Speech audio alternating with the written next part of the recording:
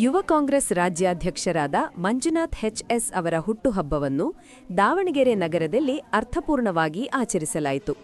ದಾವಣಗೆರೆ ಜಿಲ್ಲಾ ಯುವ ಕಾಂಗ್ರೆಸ್ ಉಪಾಧ್ಯಕ್ಷರಾದ ಪ್ರವೀಣ್ ಕುಮಾರ್ ಎಸ್.ಕೆ. ಅವರ ನೇತೃತ್ವದಲ್ಲಿ ಈ ಕಾರ್ಯಕ್ರಮ ಆಯೋಜನೆಗೊಂಡಿತು.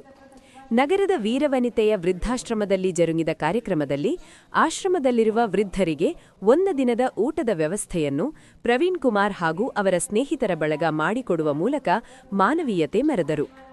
ಕೇಕ್ ಕತ್ತರಿಸಿ ಪಾರ್ಟಿ ಮಾಡುವ ಬದಲು ಸಮಾಜಮುಖಿ ಕಾರ್ಯಗಳ ಮೂಲಕ ಹುಟ್ಟುಹಬ್ಬವನ್ನು ಆಚರಿಸುವುದು ಅತ್ಯಂತ ಶ್ರೇಷ್ಠ ಎನ್ನುವ ಸಂದೇಶವನ್ನು ಈ ಕಾರ್ಯಕ್ರಮ ನೀಡಿತು.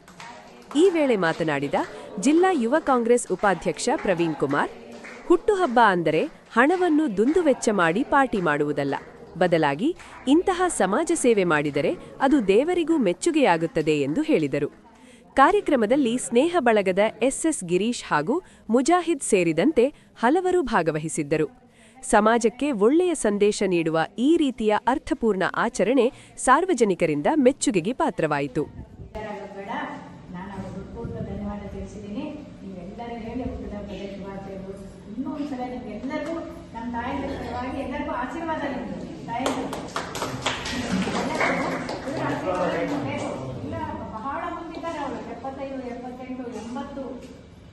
ಆ ವಡಿ ಇರ್ತಿದ್ದಾರೆ ಅವರು. ಅವರ ಆಶೀರ್ವಾದನೆ ಮತ್ತೆ ಇನ್ನೊಂದು ಜನದವರ ಆಶೀರ್ವಾದ ನಮಗೆ ಬೇಕಾಗ್ಬೋದು. ಯುವಕರು ತಪ್ಪದ ಇದು ಯಾಕಂದ್ರೆ ಇವ್ರು ಸಾಕಾಗಿದೆ, ಆಗಲೇ ಅನುಭವಿಸ್ಬಿಟ್ಟಿದ್ದಾರೆ ಎಲ್ಲಾನು. ಈಗ ಏನಿದ್ರು ಇದು ಬರೋರೆಲ್ಲ ಚೆನ್ನಾಗಿರ್ಲಿ ಅಂತ ಅವ್ರ ಮನಸ್ಸಿನಾಗಿರ್ತಾರೆ.